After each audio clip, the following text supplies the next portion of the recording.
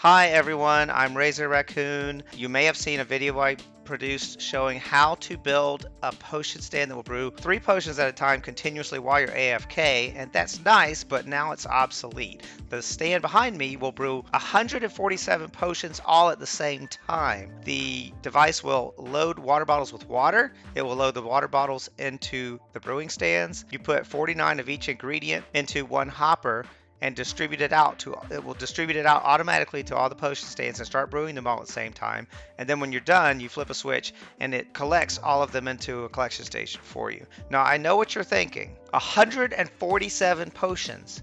But what if I need more than that? Well, I will keep working on it and see if I can do better, but for now you'll just have to make another batch. So let's get started on this. The first step is learning how to make a stand that will produce 21 potions at once. And in part 2, I'll show you how to link those stands up, 7 of them together, so that you can brew 147 potions at once. All right, let's get going.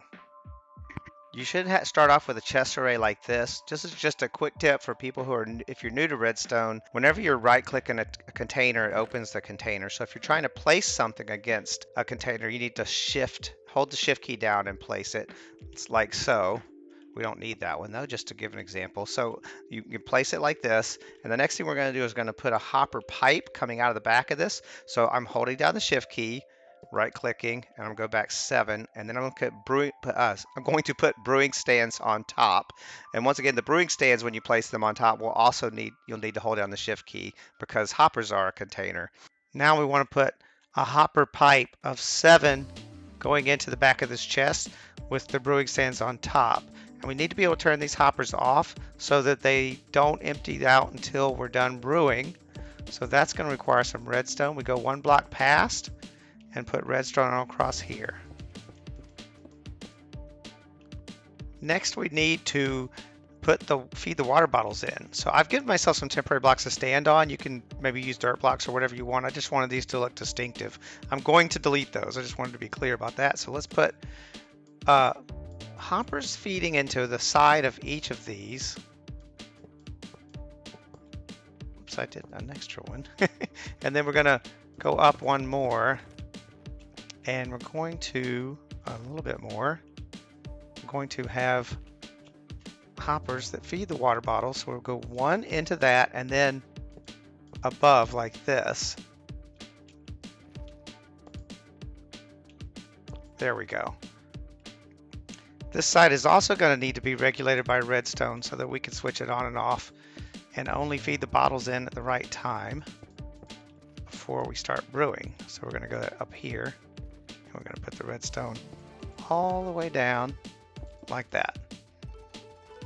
After I had finished the entire video, I came up with a much better switching mechanism to prevent water bottles from flowing through during the switchover and getting mixed in with the potions. It was just tedious, and this one seems to work 100% without letting any water bottles flow through. I'm just giving you a heads up that for the rest of the video, you're going to see the old switching mechanism, but I'm going to recommend very highly that you use this one that I'm about to show you how to do.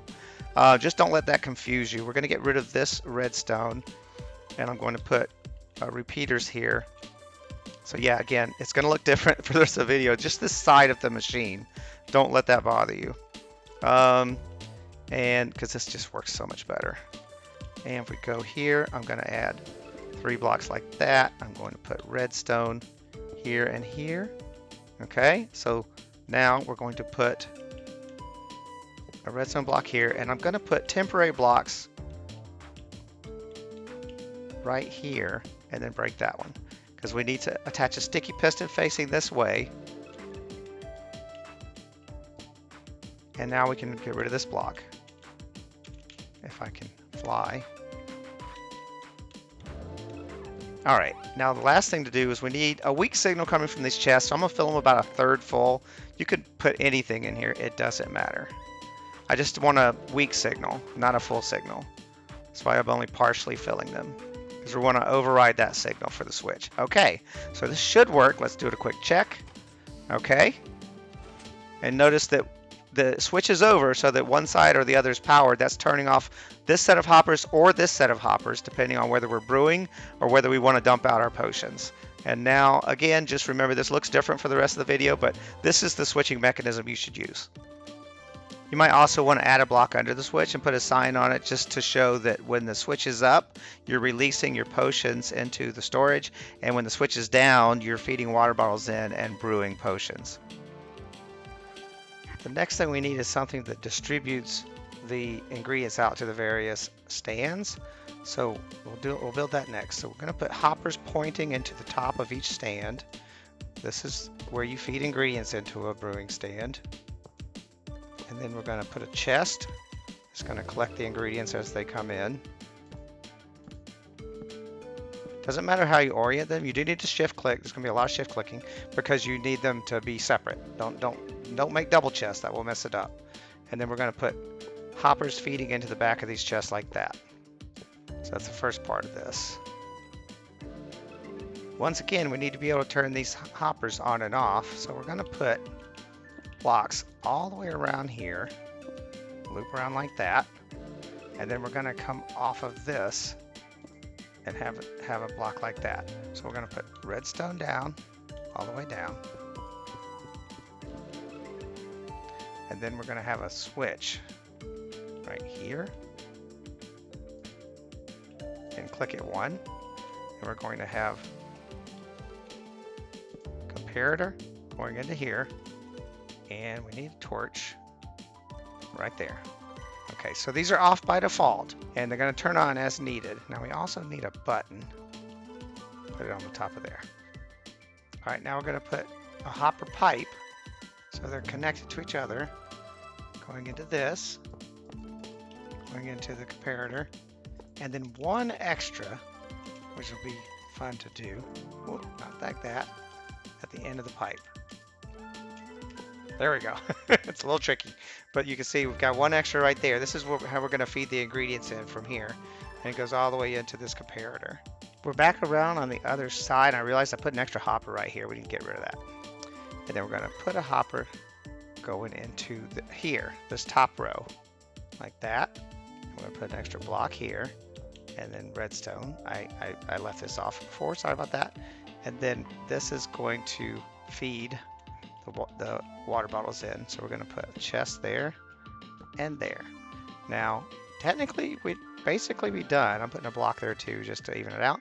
We're basically done. If you're willing to load this up with water bottles like this, it'll work. It will feed them into this, but that's the most tedious part to me, is filling these water bottles up. So we're going to show how to automate that next. First off, we need this chest to be able to let the device know when it needs more bottles. So the way we're going to do that is we're going to compare the signal from this chest with the signal from this chest.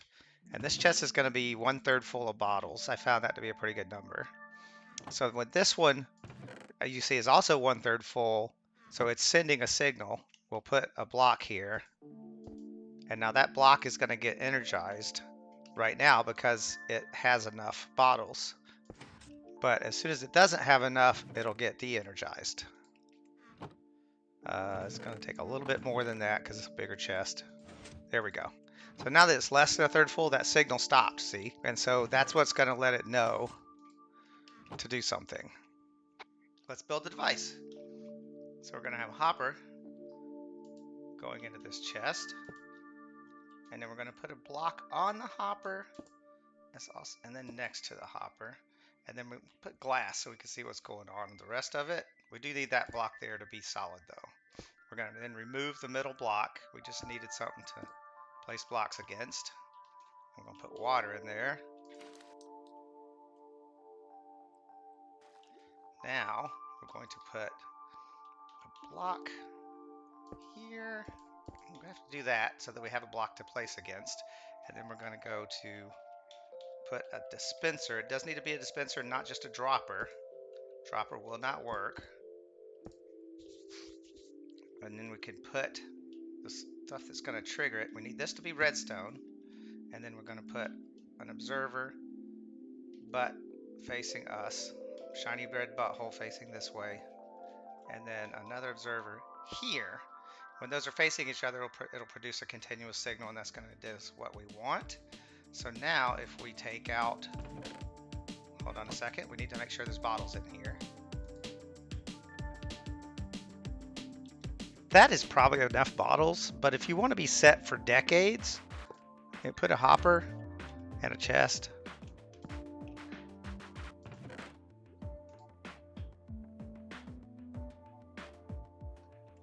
And a quick side tip, to get a lot of bottles, don't go out harvesting a ton of sand. It's super tedious. There's a video I made about trading with villagers. The basics of it is to make a good melon farm, a good pumpkin farm. Those are really easy. Trade them with farmers and then get all the emeralds that you need. Trade those emeralds with, I think, librarians to get as much glass as you need. It's just obscene amounts of glass, and you can fill this up with bottles way faster and way easier and then be done with it.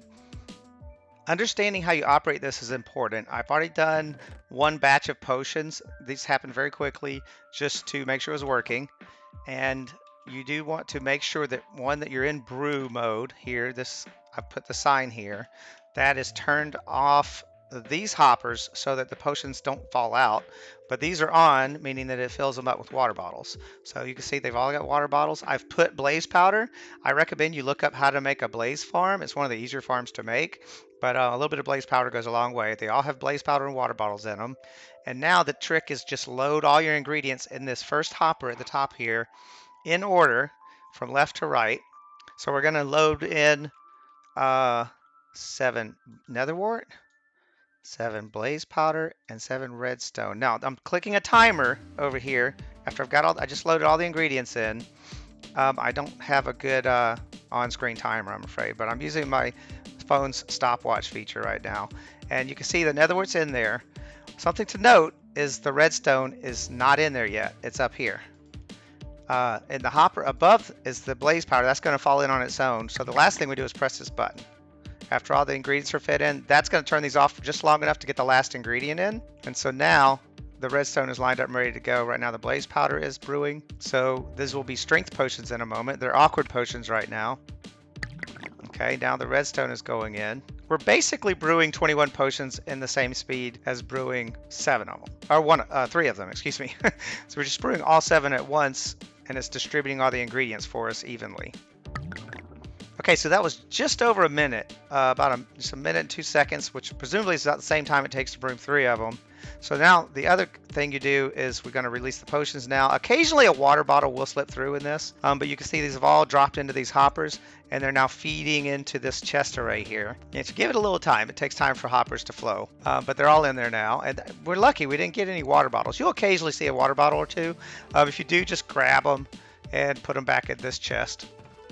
That's all there is to it for making 21 potions at once. You can make much more elaborate potions than we made with as many ingredients as needed. Just make sure you put them in the right order.